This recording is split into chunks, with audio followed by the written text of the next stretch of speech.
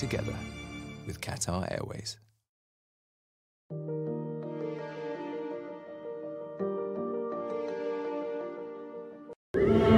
Bratri Slavjani, da vidi me, to ide na Katori pol. Vi polski na sjever. Dobrze. I česki na zapad. Perfektni. Mi, je možem igradam. Tamo, kade nikto že ne hače. Jug. Noć mi resiš puć, tvoj.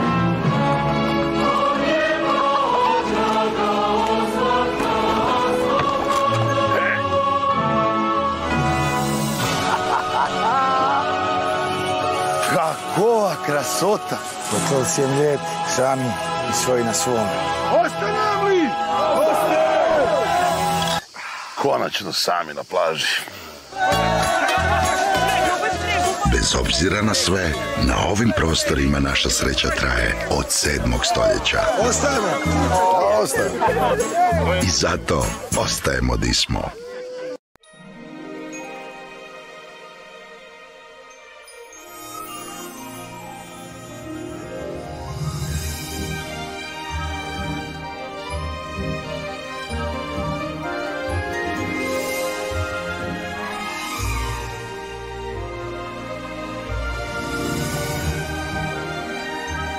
Letite Qatar Airwaysom i doživite svijet kao nikada prije. Qatar Airways. Istražimo svijet zajedno.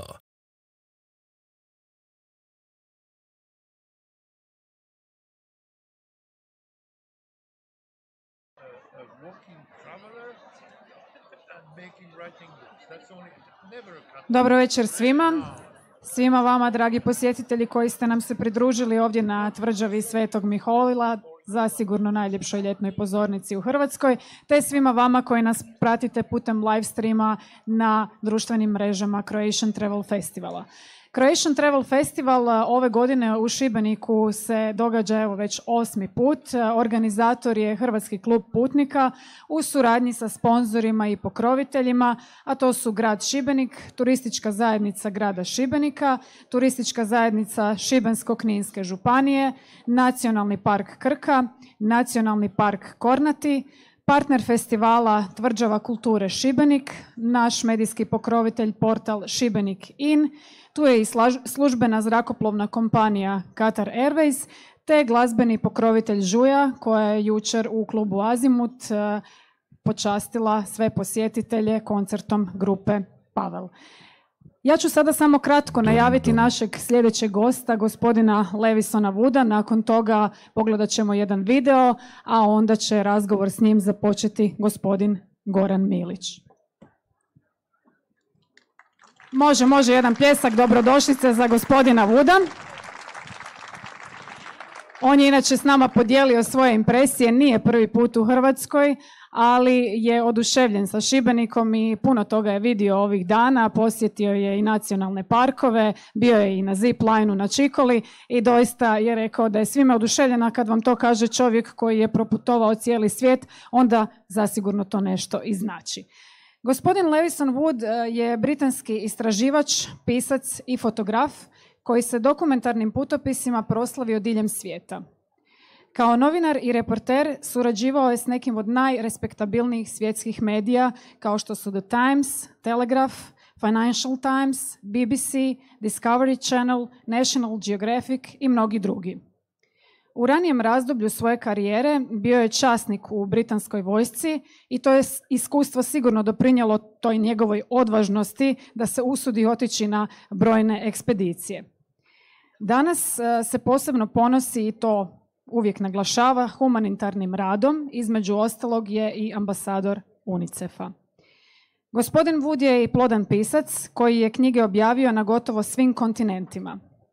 Njegova knjiga Putujući uz Nil bila je bestseller Sunday Timesa, a njegova knjiga Istočni horizonti iz 2017. godine nagrađena je Edward Stanford nagradom za putopise kao avanturističko-putnička najbolja knjiga. Časopis Traveler stavio ga je na popis 50 najutjecajnijih putnika, a kao što možda znate, na tom popisu se nalaze primjerice Papa Franjo, Angelina Jolie i brojne druge svjetske poznate osobe. U Hrvatskoj su do sada prikazana 4 njegova dokumentarca. To su Putujući uz Nil, Od Rusije do Irana kroz divljinu, Srednjom Amerikom pješice i Himalajom pješice. Prije nego što započne razgovor sa gospodinom Milićem, mi ćemo kratko pogledati i podsjetnik na taj njegov dokumentarac Himalajom pješice, pa molim režiju da pusti video. Hvala. It's absolutely phenomenal. The weather turned really quickly. If we're washed by the water, then the life is gone. We've got to get out of here fast.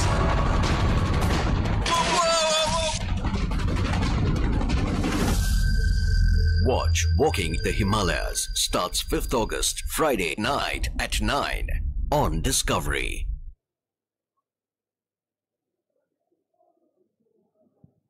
That's it? Wow. I wish it was more. Dakle, nećemo prevoditi. Mene veseli što je ovoliki broj ljudi tu da sluša izravno engleski. Ja kad sam bio mlad, kad sam bio godinama Levisona, koji je duplo mlađi od mene, moja vozačka dozvola je 18 godina starija od njega, onda, ja mislim, u cijeloj Jugoslaviji nije bilo ovoliko ljudi koji su znali engleski. I ja sam bio jedan od njih i znao sam bolje od njih. Sad 5 milijuna ljudi iz tog prostora govori engleski i svi govore bolje od mene. Prema tome, ako nešto mucam, štucam i zbunim se, pomozite. All right, welcome Major James, Major Levison, Major Wood. So, you're really a major of the British Army, of the NATO Army, and you really fought against the Islamic State in Syria? Is that true? Some of that's true. Firstly, I just want to apologize that I don't speak Croatian, but thank you very much for being patient with me. Bok is probably the limit of my of my tongue, but yeah, basically, yeah, I joined the parachute regiment in the British Army about 15 years ago. I spent 5 years in the regular army, and I fought in Afghanistan against the Taliban. And then since that time, in addition to the work that I've been doing as a writer and a photographer, I'm also in the reserves. So I've traveled around the world with the reserves. So yeah, I've done lots of different things, both as a writer, a photographer, and also with the army. Well, you're British, you're loyal to the Queen, you are an army man. When they summon you to go to Afghanistan, to go to Syria, do you think it's my duty, or it's more than that? For me, I think my interest in the army was probably, I can blame my grandfather. When I was a kid, when I was a boy of 6, 7 years old, my grandfather was in the Second World War. He fought in the Far East, in Burma, against the Japanese. And, you know, he told me some very, very interesting stories. And I grew up in a town called Stoke-on-Trent. It's a small town. As a child, there wasn't much going on there. So for him to tell me stories about India and Japan and the Far East, it kind of got my imagination going. So from a very young age, I knew that I wanted to do that, not necessarily as a full-time career, but certainly as a way of giving me the opportunity to travel. And so I did. When I finished university, I signed up to join the army, and you know what it did? It gave me lots of great opportunities. And you know, you do become, when you join the army, when you join an organization, not just the British Army, I think there's a camaraderie between soldiers all around the world. And I found that in my experiences of meeting soldiers in allied armies, but also, you know, people that we'd probably, you know, call the enemy, actually. And it's given me the chance to actually have access to meet people. You know, I've traveled in Syria alongside the Russians. I've traveled in Iraq alongside some of the militia groups that were fighting against British soldiers not too long ago. So you do feel loyal, you do feel a sense of duty, but you don't take it personally. But let's say we had a war in former Yugoslavia, I know very well we are aware of that. And as we speak the same language and we lived in the same country, we often, 10 years after the war, we met these people that we fought the war against each other. And, well, the feelings were mixed, but somehow we went and spent vacations together. Did you have such an experience, or your enemies were enemies forever? No, I don't think so. I've been back to Afghanistan 4 or 5 times since leaving the army, and I've met people that were probably alongside the Taliban. Like I say, I've been to Syria and met people that would consider, the British government their enemy. But I don't think it's personal. You have to try and keep the separation between politics and people. They're different, and I don't think I'd be doing the job that I'm doing now if I held grudges, because I don't think it's possible. Your documentaries are, at the same time, at least what I've seen here, it's like a survival series. I mean, it's you climb the mountains, you take advantage of your physical preparation, of your parachute experience, and so on. What is the content of the let's say walking the Nile? How many miles? Tell me miles, because or kilometers if you want. So the Nile was my first televised journey. I'd done lots of big expeditions before. This one, I led expeditions. This is in Nepal, in the Himalayas, with fellow soldiers. But the Nile for me was kind of like my big break, because it gave me the opportunity to televise something. And that was never really the plan. But I thought, if I'm going to go along this great river, why not, walk it, do it on foot? It was something that had never been done before. And it took 9 months of my life. I walked 4,250 miles. That's 6,500 kilometers.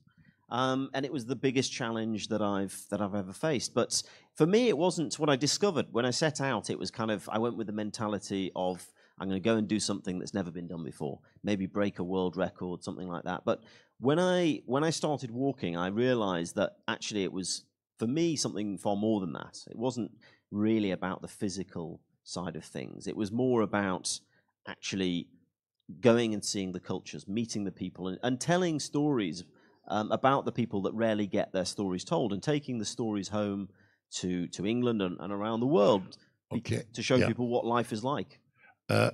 What was unexpected? What did you find, and you couldn't believe that you discovered something that was completely different from what you thought before? Because, of course, you read something about before traveling. So what was the change? What was the difference? I think probably breaking stereotypes, challenging people's preconceived ideas. If you say the River Nile, what do you expect? Most people think of, the river going through the desert, maybe the pyramids, some palm trees. And that's kind of the stereotype. If you read like Agatha Christie novels, then it's what you see in Egypt. But of course, the Nile is much more than just Egypt. It goes through all these different countries. I started in Central Africa on the Congo border, going through places we're in Rwanda. Well, there's lots of different stories, but I started at the longest. I thought, if you're going to walk for 4,000 miles, you may as well walk an extra 250 miles to go to the furthest source. So I started on the Congo-Rwanda border. So I was going through jungles, through swamps, through deserts, the whole spectrum. And for me, the biggest surprise was seeing how different it was than my expectations. And I think that was really important. The different tribes, the different languages, the different religions along the way. Very, very diverse. What different religions? Well, in Central Africa, there's lots of tribal animist religions. Obviously, Islam is in the far north. But even within Islam, you've got the Sufi type of Islam that you encounter in places like Sudan. And in the middle of Sudan, a place that you perhaps think of maybe in terms of very strict Islam, we went to some incredible parties. We went to some, even in the capital, in Khartoum, I got invited to a great party. And I wasn't expecting that, where there was lots of alcohol available. So lots of things that you don't expect happen on journeys like this.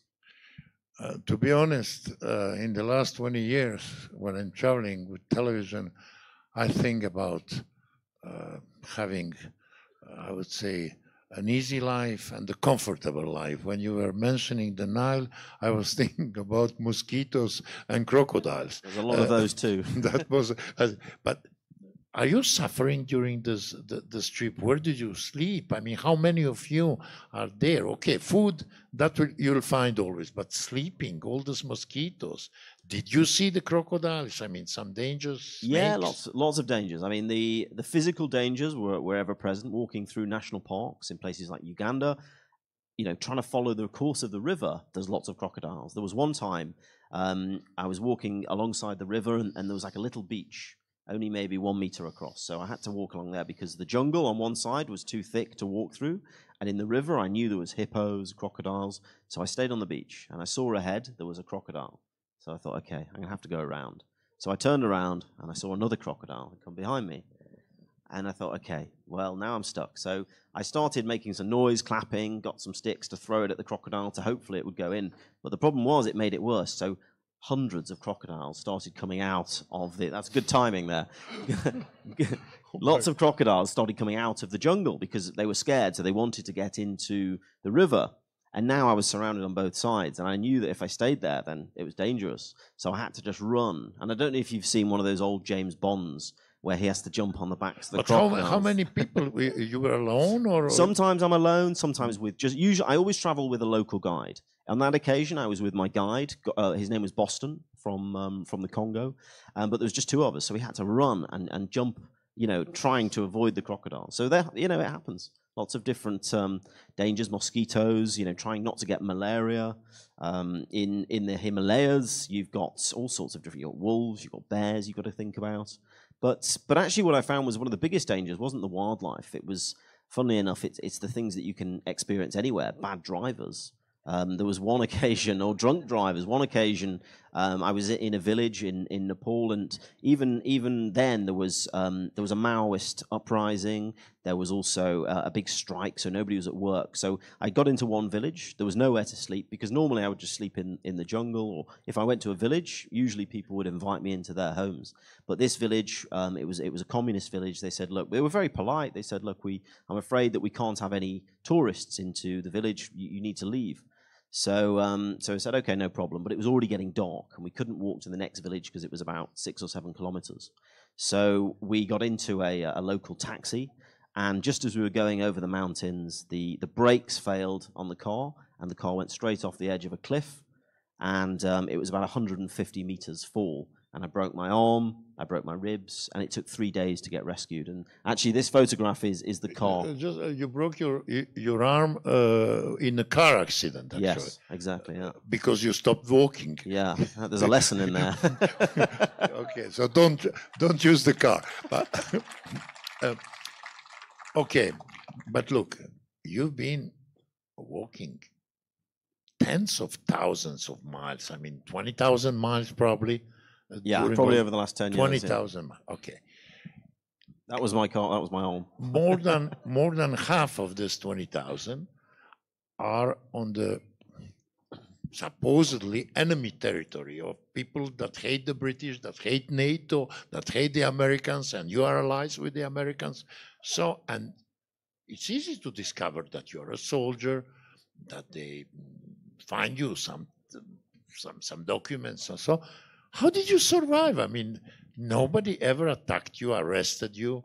I mean, I'm a very peaceful man, but they arrested me many times because of the camera, because I was asking questions. How didn't they arrest you? Well, initially, when I first started doing this 10 years ago, when I went to places that I thought they didn't like the British, I'd be very careful. I wouldn't tell them I was in the army. But if it's another soldier, if you come to a checkpoint, for example, police, army, whatever, they look at you and they might see your boots or your watch or your belt, and they can tell. They just know. They're like, are you a soldier? And if you lie, if you say no, then they look at your papers. This is me trying to blend in Afghanistan. That's me as a soldier. But what I found is actually that's more problematic. If you meet a soldier, even if he's from an enemy country, actually to say you're a soldier, they have more respect, and there's then a camaraderie. There's like a brotherhood between you, and actually, I found that's given me great access. Even like I said in Syria, I had to go for an interview with President Assad's secret police. They said, okay, if you want a visa, I need to interview you. And they sat me down, and these guys, you know, they were wearing leather jackets and the glasses, and they looked like spies, you know. They said, look, okay, we're going to let you in. I said, that was easy. And I said, what? You know, why? You know, they said, well, you know, we've checked your papers, we've researched you on the internet, and we know that you're a soldier. I thought, okay, well, I hadn't told them that.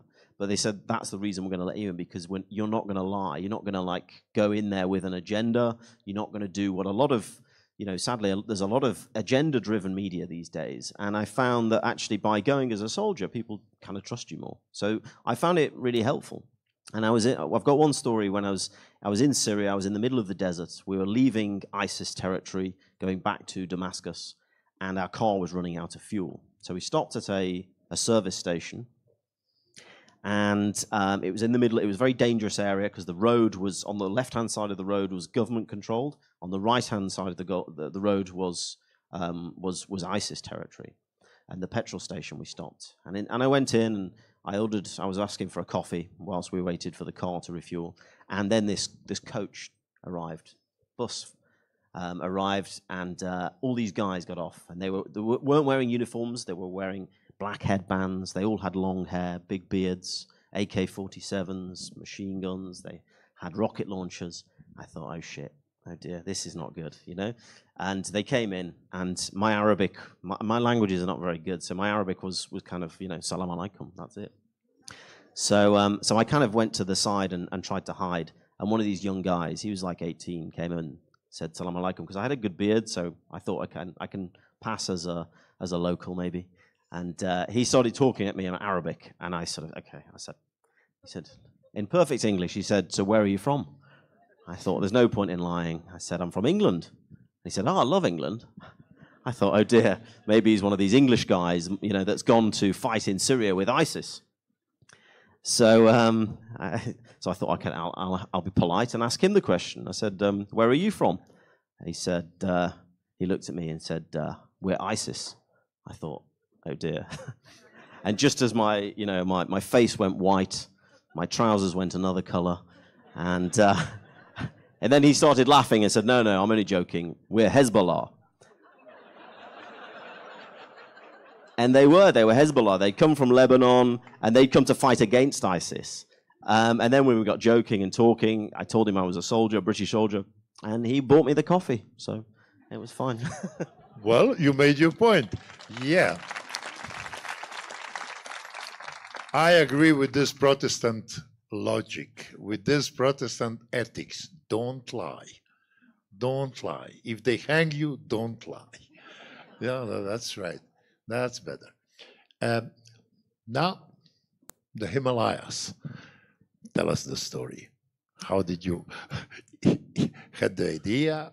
How long did it last? And what was the suffering?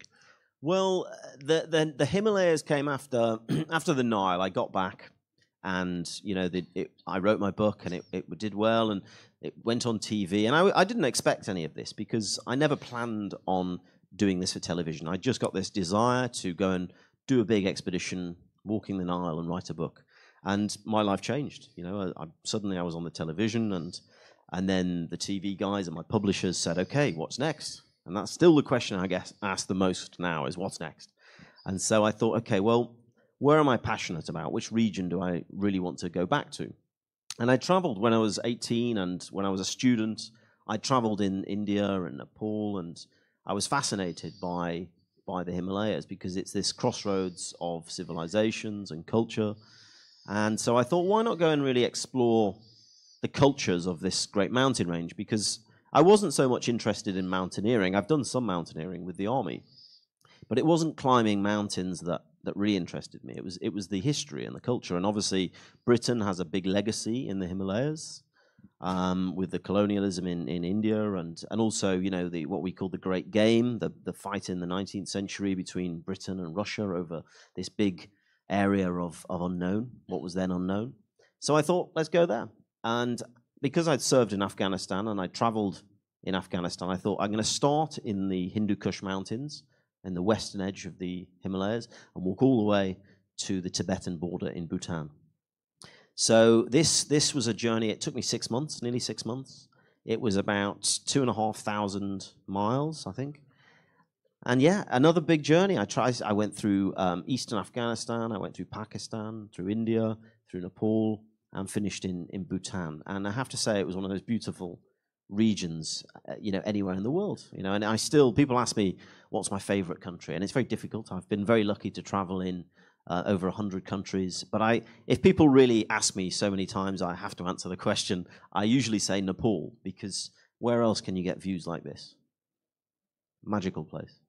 And the people are incredibly friendly. I think there's something very special about people that live in the mountains, because the hardship of living in the mountains, until very recently, where there was no electricity, no water to get, you have to go all the way down to the bottom.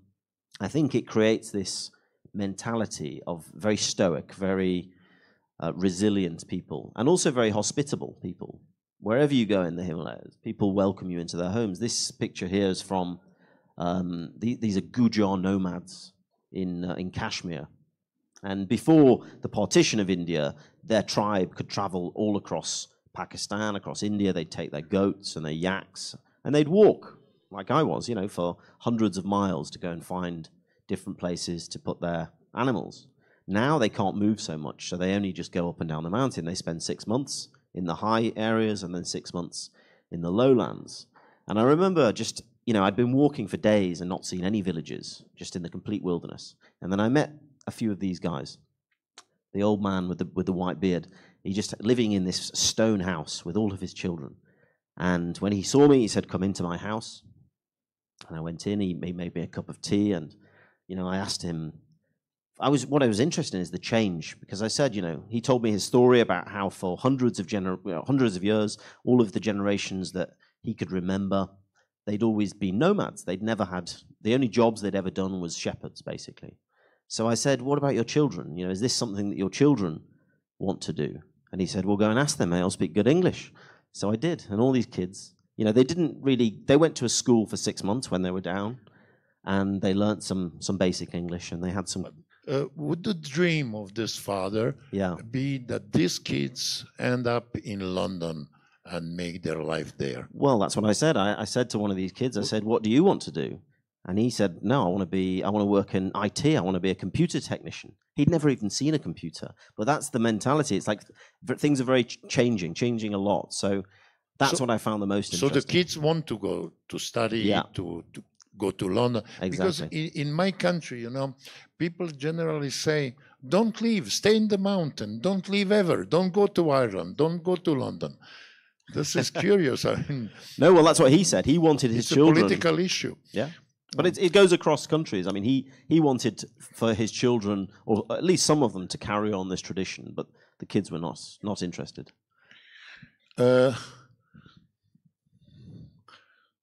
Traveling throughout all these countries, I mean, I don't know how to say, but I never thought that all people, all nations, which is a new political correctness, all nations are equal, only individuals are different, but the nations, it's not good to say that one nation is like that. It's not good to generalize. This is not correct. Definitely the British are different than Japanese, and Croats are different from Norwegians. So, did you think about these mentalities, different ethics? And what are the nations that you find amazing? I just said before, you came the story of Japanese women married to Croats, and how they are delighted with that because they discover a completely different approach. They feel free, which I never believed that somebody will feel free with Croats. I mean, this is not normal thing. But did you notice these differences in mentalities? You've been to Mexico also. The difference, let's say, between Mexicans who are poor but materialistic, and Indians from India that are poor but not materialistic. Or I think it's a very interesting point. I think the mentality is something that I find absolutely fascinating. You talk firstly about British and Japanese. I think that's a really interesting one because we live on completely different sides of the world. The culture is very different. The religion's very different. The language is completely different. I'd never been to Japan until last year. My grandfather went to Japan. He was on the first boat into Japan after they dropped the atomic bomb. So he was part of the occupying force. And I remember his stories, which I mentioned before. So I'd always wanted to visit Japan. And last year I had the opportunity with the British Army. They were doing the first ever joint British-Japanese exercise on Japanese soil. And I thought, I've got to get onto this. So I did. I managed to phone up my boss in the army, and he said, okay, well, you've got a good reason to go along. So I went along to Japan. We went to Tokyo, we went to Mount Fuji, and I have to say, I thought it was quite weird, very strange. For me, I've traveled in lots of different places, but the mentality I thought was incredibly different. And I spent 2 weeks there, and we were training alongside the Japanese soldiers. None of them spoke any English. It was very different the way they operated. Until the final day, because the Japanese, we Brits, we like to think of ourselves as very polite. But I know that, from your experience of British stag parties coming to your cities, you probably think something different. Now, when we met the Japanese, they're very polite. They bow, they say thank you for everything, and they always let you go first. And this is all the soldiers. And the soldiers are not normally like that. They're quite, masculine and not very polite. And on the last day, we had a exchanging of gifts ceremony, which the Japanese had organized. So basically, once the exercise was finished, there was a parade, lots of marching around, and then they gave us like a plaque to put on the wall in the barracks. We gave them a plaque, and then afterwards, the alcohol came out. Now they drink this whatever it's called. What's it called? Raki, is it? The sake, that's the one. And it tastes awful. But they started drinking this, and we were polite. We joined in, and within like 2 hours, usually it's the Brits that are getting drunk. The Japanese, they had their tops off. They were dancing on the tables, and everyone was friends. So actually, the mentality morphed together. And I think alcohol does a very good way of doing that, doesn't it? So I think on the surface, there's lots of different mentalities. You're right about Mexico. I was in Mexico recently. I've been to Mexico quite a few times. I've got some very good friends there. And yeah, if you meet the middle class of Mexicans, they kind of live in this, like you say, I wouldn't say necessarily poverty, but they certainly aspire. There's lots of aspirations. They want the nice cars. They want to have good TVs. And even the really poor Mexicans, they'll live in a hut, a wooden hut, but they will have a big TV. And if they can afford it, they'll all have smartphones. They'll all have iPads and things like that because for them it's an aspiration. But whereas someone like India, like you mentioned, it's more of an ascetic mentality where poverty, or at least anti-materialism, is something to be aspired to. And you get these people, the sadhus, who are like these wandering monks who just walk around basically almost naked, because for them it's getting rid of material possessions gives them freedom. And I think there's something to be learned from different cultures wherever you go. And that's what I find the most enjoyable part of my job, is going to different cultures and seeing perhaps what we can learn from them. Food. Do you have anything in your life that is disgusting for you, that you would never try? Grasshoppers, dogs, snakes. Did you experience? I mean, I ate everything, to be honest, everything. And the worst thing that I was hesitating, should I or not, was precisely in Mexico. It's the stomach of the swine, exposed to the sun for days, with all those flies around, and it dries. And you can, like a chips, you break it, and it's salted. And I tried. I said, I'll have some tequilas afterwards and some habanero. and I will survive. And I survived. But it was not a bad taste. Did you try all the street food in the world? I've tried lots of food that I didn't like. In Japan, I didn't like sea urchin, uni. It's not very nice. In Sudan, they really like, they love goat. Now you can get the normal goat meat, you can get the dried goat meat, you can get goat liver. That was quite nice. But they also, they eat the offal, the colon, the intestines of the goat, which is not nice. But the worst bit is the delicacy. And I went into this tribe, they invited me into their home, and, they said, okay, well, you're the special guest, so you get the best bits. So they gave me the goat's brains, the goat's eyeballs, which I tried. I tried the goat's brains, I tried the goat's eyeballs. Not bad. The brains are okay. Compared to the English food, everything is good. Well, exactly.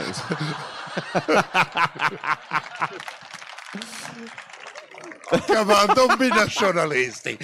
Don't do that. People are different. No better than the other. No. Just different.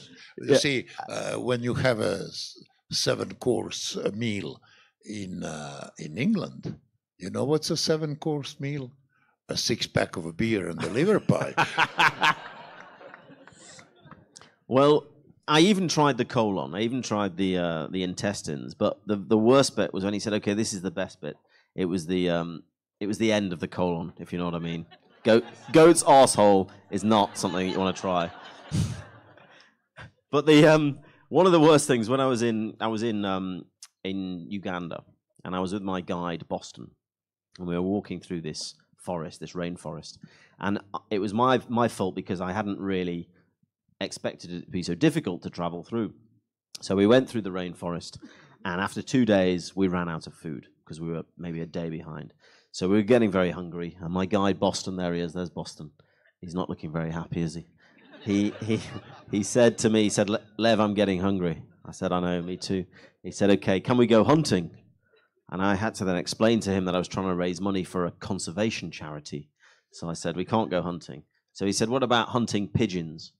I said, okay, that's fine. So he made a catapult, like with rubber. He found some rubber, I don't know how, and off he went. And he came back 2 hours later with a sparrow, like a little bird this big, which we made into like a, roast sparrow. It didn't really fill a hole. So we carried on. And the next day we were really hungry. And we found this village, tiny village, just in the middle of the forest.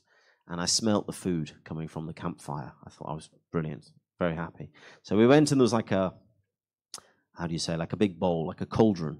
Now, have you seen in like those films like Indiana Jones, you expect somebody to be in the bowl getting boiled alive. It was a bit like that. But I didn't ask what it was. I said, I'm so hungry, I don't care. So I started eating this stuff. And Boston, he said, do you know what that was? I said, no idea. He said it was called haricot viande in French. Now, I don't speak French. And he translated it as meat beans. And I didn't really find any meat because there was lots of beans and rice, or what I thought was rice. And he was laughing. He was just rolling around on the floor laughing. I said, what's wrong? Have some. He said, no. He said, did you enjoy that? I said, yeah, it was quite nice. And he said, well, yeah, that wasn't rice. They were maggots. Maggots, the things that flies come from, yeah. And they use it. They let the beans go rotten on purpose so that the maggots grow and there's more protein. Now I will ask you 4 questions. I'll ask you 4 questions. If you know why I'm asking you these questions, then keep answering, because it's something that I would like to show to the public, because it's very good to entertain yourself in lonely nights and in company when you don't know what to do. So, please, what is your favorite domestic animal? Can be a pet or whatever, domestic animal, and why? My favorite domestic animal? You know what? I love dogs. I think all Englishmen love dogs. I don't have a dog. I want a dog, but I'm traveling too much. Why do you like dogs? Why do I like? Well, they're loyal. They're friendly. They keep you company, keep you warm at night. Very well. What is your favorite wild animal? My favorite wild animal? I'm going to go with a lion. I like lions as Why well. lion? My name, Lev. Lev. Means lion. All right. Yeah. And eating good food, the lion, and the king of the jungle, the king of the animals. Okay. I don't know where this is going, do you? And now we discussed, but what is food for you? What is food? Is it a necessity, or you like to eat, or you enjoy food? Well, I like to enjoy food. Yeah. I mean, I've had some great meals here in Croatia. Yeah, I enjoy it. I enjoy like the difference. And when you have your food, you like one kind of favorite food? No. I like a variety. Many different food, many. You try new ones and so on. Yeah. And the last question is, what means a sea for you? The sea, the ocean, the sea. What is your thought when you think of the sea? The sea. Well, I'm not much of a sailor. I get very seasick. So I'm the kind of guy that will, go for a little swim on the beach. And then... You don't go far, no? Not too far. I don't like sharks. No, my grandfather made me watch Jaws when I was 10. You know, the film, the movie Jaws. Are you afraid of the sea? I don't like not knowing what's down there. Mm-hmm. So okay. And now, this is a test started with Freud and then developed by other psychoanalysts. The 4 questions are, what is your favorite domestic animal? Means, what do you think of your partner? Good answer. A dog, loyal, good company, keeps you warm in bed. Fair one, yeah.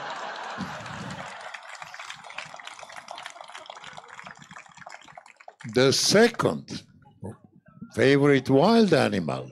Excellent answer. A lion. What do you think of yourself? Congratulations. The third one is food, various food, enjoy food, differences. What do you think about sex?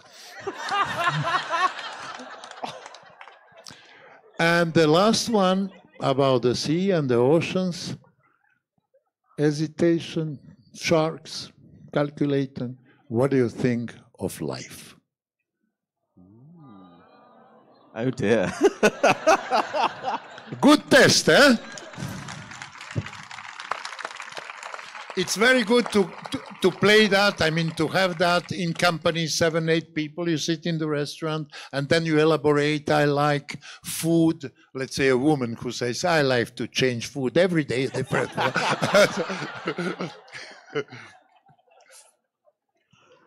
You wouldn't believe, but it happens.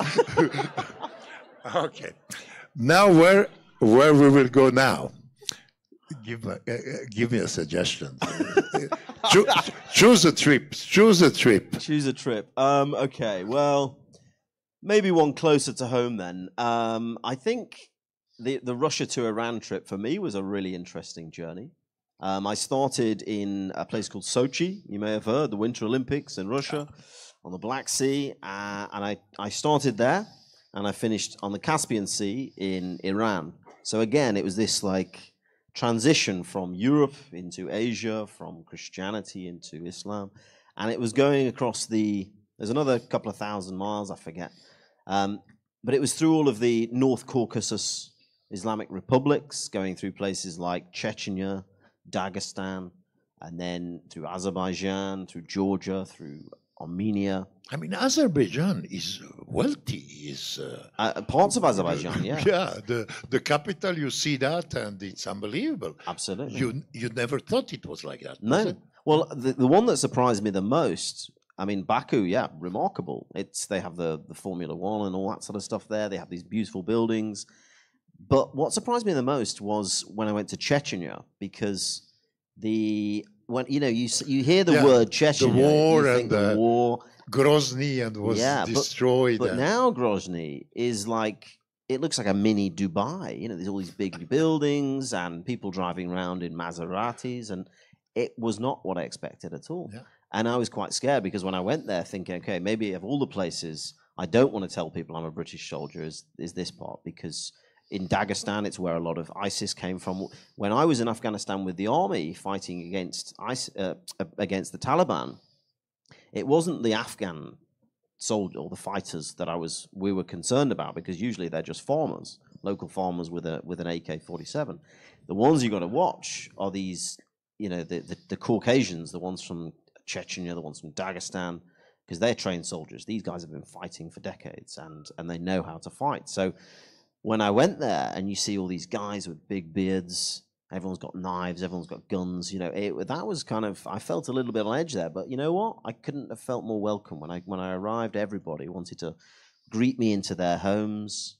And some of them, this lady, she told me both of her sons had gone off to Syria to fight with ISIS. And she still invited me into her home, made me dinner. It was incredible. And so that was a really, really interesting journey. And to go into Iran as well, as somebody from Britain, it took a very long time to convince them to give me a visa, because they initially just didn't reply to the emails. It took 6 months to get a visa for Iran. And then they said, no, you're declined, you're banned from Iran, no Brits going in. And then eventually they said, okay, you can come in, but we're going to give you a minder. So this guy was following me around the whole time. And it was like a comedy, because this guy, he looked like an undercover spy, and he was pretending. He said, no, I'm a student. He didn't look like a student to me. But it was a fascinating journey. And I think, especially with what's going on internationally with Russia and so on, I found it really interesting to see how the dynamics worked and where people's interest. And it's a very complicated region. You've got places like Nagorno-Karabakh. I don't know how many people have heard of Nagorno-Karabakh. Not that many. There's still an active front line. You've got, the Azerbaijan army on one side and Armenia on the other, and these guys hate each other. You can't even go there. The no man's land is completely off limits. It's an active front line in Europe. Nobody's really ever heard of it. And you've got trenches, like proper World War I style trenches, just 30 meters, and there's soldiers everywhere. And it was amazing to go and see that that's still happening. And when you were walking on the Arabian Peninsula, in Yemen, in Saudi Arabia, you really didn't have any inconvenience, any problem. I mean, a British citizen who probably had a whiskey in his life or has a cigar. I mean, is it normal to walk through the desert in Saudi Arabia? It's not normal. But no, so that was the last journey I did. That was recently from September 2017 until last spring. I spent 5 months basically traveling from Syria, from northeastern Syria, through Iraq, around the Gulf, through Oman, into Yemen, and then all the way around through Saudi Arabia, all the way up to Lebanon. And that was, for me, the most fascinating journey. And that's actually coming soon on Croatian TV. It's going out soon, hopefully, fingers crossed. And that was a journey for me that represented the ultimate challenge, because it's a very difficult place to get access to. A lot of the countries, they don't like British people, especially places like Iraq, Syria. Yemen, I was desperate to go to. I'd always wanted to go to Yemen, but they just don't let. When I was there was no foreigners allowed at all. Even the UN, the Red Cross, everybody had been kicked out. So the only way to get in, because I knew that if I didn't go in, it would be an incomplete journey. Now, I didn't want to go just to say that I'd been. I thought it was just, there's a really important story to be told. And even journalists had been thrown out.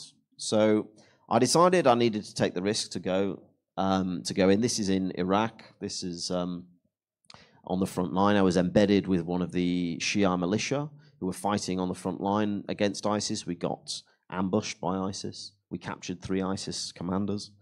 But in Yemen in particular, the only way to get in was to be smuggled in across the mountains from Oman with one of the rebel groups. And they did. They picked us up. They smuggled us over the mountains. And I was only in there for a few days because I was trying to go further west. But basically, the Saudis who were in contact with the rebels, even the leaders, they were all speaking. They sent a message to the tribal chief who was looking after us, and he said, okay, we've been told by the spies that if they look after me, if they host me anymore, they're going to drone strike my hotel. So I had to leave. You fought the war in Afghanistan, you've been in Iran, Iraq, and all these places. Look, I've been a program director of Al Jazeera for 5 years. I never understood the difference between Shia and Sunnis. Did they teach you there? I don't think they know the difference between Shia and Sunnis, to be honest, a lot of the time. It's a very, very complicated, And there's so many different groups and affiliations within that very complex breakdown within the religion. And even, you know, you've got the Sufis within the different sects. You've got within Sunni Islam, there's the more hardliners. You've got the Wahhabis and the Salafi style, and then you've got the more moderates. And then you go to somewhere like Syria, which is so complicated that nobody understands it. There was 2,000 armed groups in Syria when I was there. There was, you know, most of Syria was secular. Most people don't care about religion. It's really not there at the top of their priorities. But then you've got these small groups funded by all sorts of different people that just makes it a mess. And I think that's the problem when you bring, you know, politics and religion together, then it causes problems. Most people don't care. That's what I found, is that actually, even in that region, most people would rather just get on with their lives and not really worry about it.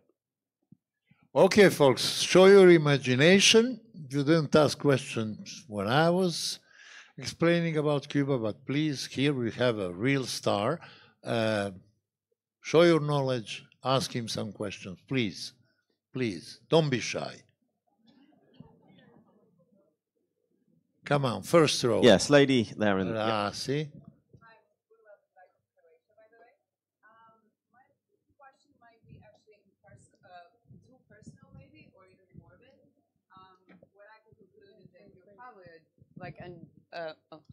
Hi. What we can conclude that you're probably adrenaline junkie of some way, right? But I'm wondering, are you afraid of dying? And if not, what's your thought process being in these lot of like dangerous places or even situations? Like, is there even space for you to get in a mindset that like calms you down and be like, F it, it is what it is, what's happened next? No, that's a good question. Thank you. I don't think it's the adrenaline for me, because I don't like doing bungee jumps. I was in the parachute regiment and I'm scared of heights. I don't even like the thought of jumping out of a plane terrifies me. For me, I think, hopefully I'd like to think it's a curiosity, I think, and maybe a blind optimism in the world that actually, if you look hard enough, you'll find the goodness in all of the mess that we see on the news. Am I afraid of dying? Yes, definitely. I mean, I have been to places where that has come close lots of times. How do you deal with it? Well, I think you're given two options. You either try not to think about it, which is usually what I go for, or you try and live a life so full that if it happens, at least you've given it a good shot. That's it. Thank you. Yeah, but one reason could be also that if it's not dangerous, it's less attractive to the public. So nobody will watch you, young person, drinking coffee in, I don't know, in Baghdad, and watch that on TV. In my case, yes, they watch me because they think he'll die tomorrow. He's already 80. So my future is to keep going until 90 and be the hero for the old people, while you must be in danger every 5 minutes. That's true. Otherwise, who's going to read the bestsellers? Okay, next. That was a good English. Yes, lady on the front there. Wait for the mic. Sorry. I would like to know, what did you think of your psychoanalysis that Goran Milić asked you? I thought it was true? Very insightful. I wouldn't like to say if it's true or false, but it's. I think it's very clever. I'm going to use that myself, I think. Next. Yes, gentleman in the middle there. Mike? Did you get a gun with yourself?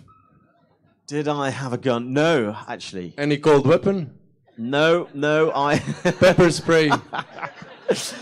Good question. I've never, outside of the army... Excuse me, I carry a Swiss knife all the time with me. A Swiss army knife, yes. Yeah. Once time on the airport in Germany, they took it away from me. Bastards. But I told them it's a multifunctional gadget, but no. Yeah. So, no, I you know what? I don't carry a weapon because I think there's kind of this unwritten rule within journalism, I guess, that if you are there in peace, you have to be in peace. And if you, there's been times where I've had to employ local armed guards or armed police to come with me, or usually it's been insisted by the government where they say, okay, you've got to have these guys with you. That doesn't count. Okay, good, nice one, tech guys. That was for the trees. I need to make a fire, right? Protestants. Okay, there we go. Next.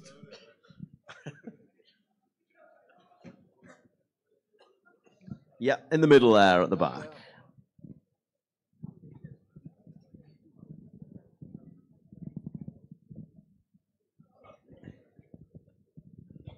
Good evening. You said that you always have a guide with you. Yes? Do you have always guide with you? And if you have, isn't that even more interesting to discover things by yourself? That's the first question. So I find it really useful to have a guide because it's not really a guide because actually for all of my journeys, the guide had never been to any of the places. So not much of a guide, but usually somebody who speaks the language, so more of a translator, somebody who understands the culture, and most importantly, somebody who's a good walking companion, because I could go on my own, and it would be fine, I'm sure. But actually, to have somebody who can tell you their story, and finding guides, I don't usually go with people that you can find on the internet, not like tour. I wouldn't go to a tour operator and say, okay, who's your guide? Not because they're not good and don't know their stuff, but because I like the rogues. You know, most of my guides are like people who've been in prison, people who've been in trouble, people who've like run away from their home country. These are the guys with, for me, some of the most interesting stories. And to have somebody like that with you, they're the ones who know all the little tricks on how to get out of trouble when you get in trouble. So, you know, like when I walked through Central America, my guide was this guy called Alberto, and he was a fashion photographer. He'd never walked anywhere. When I suggested to him, come walking with me, the only reason he said yes is because he got divorced the week before, and he needed to escape from his ex-wife. But we walked through some of the most difficult jungles in the world just because he was running away from his ex-wife. So, you know, sometimes you just got to get away. Nice. Boston was not just guide; it was also friend and companion for you. He became a really good friend. We're still in contact now. Usually when he wants some money. Well, one more question, is this last one what you said. For example, this last trip, what you said, Neil, 6 months you said you've been around on that trip.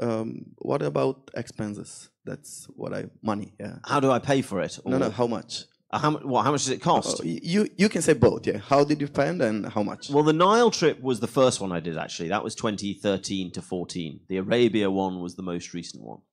These journeys can cost whatever you want them to cost. If I was to go on my own with no TV, because when I say TV crew, I don't have 3 cars following me around with 25 guys with cameras and lights like this. It's not like that. It's usually me with a small camera filming 70-80% of the journey, and then the crew, which is usually 2 or 3 guys, will fly in for a few days or a week or whatever, film wherever they think the most interesting things are, and then they go away and leave me again for 1 month, 2 months, like that. But that's the biggest expense. So when you're making a TV documentary, you've got to pay all of these guys, and cameramen get paid quite a lot of money, as do the... And they cost a lot of money. Exactly. They cost about 10 times more than you can find in Croatia, this cruise. They probably cost you this 3-4 days, £10,000. Exactly. Like Yeah. No, it's thousands of pounds. What you can get in Croatia for €2,000. But also, and they will be very happy with that. But also, the TV, the editing, all of the post-production, these things cost, months, 6 months, 7 months of editing. You've got to pay like 8 guys to edit and make all of my, my little walk. They've got to make it look good on TV. And what you see on TV is 4 hours or 5 hours. Well, actually, we've got like 1,000 hours of footage. Stuff that happens behind the scenes, really good stuff, funny stuff, that just doesn't fit with the story, so you don't get it. I mean, on the Himalayas journey, I met the Dalai Lama. He didn't even make the cut. He got cut out. Poor guy. But like, it goes to show you the amount of stuff that we get that doesn't make it. So they do cost a lot of money. I don't, off the top of my head, I couldn't tell you a figure because I don't do the accounts. I'm not very good with numbers. How did you pay it? Yeah, it was second question. Yeah. Well, on the ground. Okay, so I'll tell you a trick. What I do, this is probably giving away my secret, but obviously, if you're in the middle of Rwanda or in the middle of Afghanistan, there's not an ATM. Okay, so you got to carry cash. Yeah, they don't take credit cards. No, they don't. No. They don't even take travelers' checks in Iran, honestly. So you got to carry cash. Now, obviously, the US dollar is the best thing to carry because you can carry 100s. But if you carry it in your wallet, if you get robbed or if you lose it, then that's it. So you got to hide it somewhere. So what I used to do is take if you can get like $300 or $400, put them together, and then like a laminator machine. When you're like back in the 90s and you needed to make a fake ID to get alcohol, right? We did anyway in England, and we had to basically get a laminator machine, the plastic sheets that you heat seal, one of those. So basically get the money, put it in a laminator, heat seal it together, that makes it waterproof. And then you put that underneath the insole in your boots so that, if you get stopped, even if they open your boots, they can't see it. So that's where I would hide my money. Yeah. And the philosophy of the Arabs, the wealthy Arabs, step on the money, step strong on the money, because then the money makes you bigger, higher. If the money comes to your head, it puts you down. But if you step on the money, you go high, yes. So put it in the boots. Novac te diže kad ga gaziš, a kad ti udari u glavu, onda te spušta. I'm tired. I need a drink. I'm old. Vlatka. The mic is yours. Ja sam ovdje da se zahvalim i gospodinu Goranu Miliću i gospodinu Levisonu Woodu, isto tako našem partneru Tvrđavi kulture Šibenik, što nas je ugostila, evo, po prvi puta ove godine, 8. izdanje Croatian Travel Festivala, se popelo na ovu najljepšu ljetnu pozornicu u Hrvatskoj. Nadajmo se da smo im dovoljno dragi da će nas pozvati i idućih godina. Mi ćemo se potruditi da idućih godina imamo ovako krasne goste kao što je bio gospodin Levison Wood. Još jednom ga pozdravimo pljeskom. Vi, gospodine Miliću, uopće ne izgledate umorno, ali razumijemo da je red da se i nazdravi ovom našem lijepom druženju koje ovdje u Šibeniku traje već 6 dana. Sutra je zadnji dan Croatian Travel Festivala. Evo, vidim, ovdje su se već i vizitke razmijenile, možda i neki dokumentarac zajednički u budućnosti. Hvala još jednom svima vama. Ostanite uz nas i sutra. Imat ćemo ponovno program od jutra na Croatian Travel Festivalu. Doviđenja iz Šibenika. Thank you very much.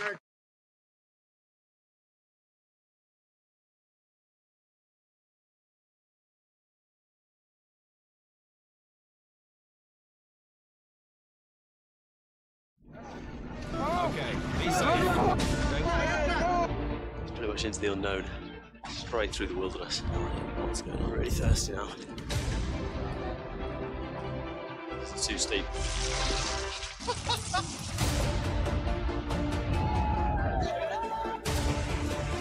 It doesn't really get any closer than that, does it? This is brutal. This is hardcore. The whole country seems to be having a bit of a party. This is absolutely incredible. Jump. Get up. Wait. Jump.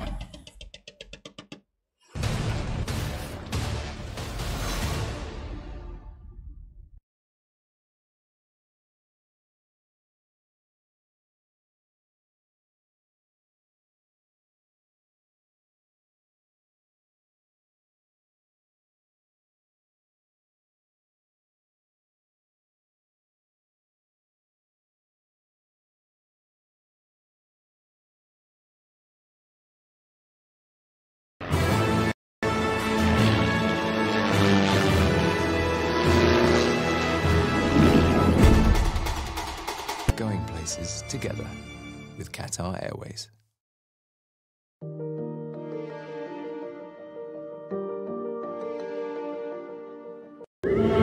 Bratri Slavjani, da vidi me, to ide na katori pol. Nemoj na jug. Vi polski na sjever. Dobrze. I česki na zapad. Perfektni. Ja možem igradam. Tamo, kada nikto že ne haće. Jug. Noć mi resiš put, tvoj.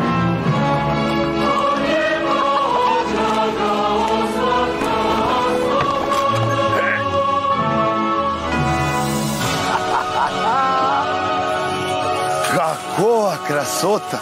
Dokle si lijep, sami i svoj na svom. Ostanem li? Konačno sami na plaži. Bez obzira na sve, na ovim prostorima naša sreća traje od 7. stoljeća. Ostajemo! I zato ostajemo di smo. Welcome to the world of Discover Qatar, for the most unique Arabian experiences in a place we know and love and are better connected with the most memorable family breaks, extraordinary retreats and successful business trips. Stop in for a desert adventure between flights or a personal shopping tour of exclusive boutiques. Stop over and recharge at a world-class resort or uncover the hidden secrets of the city, where 24/7 support and smart service are expected from being part of the world's fastest growing airline. More great service, more warm welcomes, and more remarkable experiences.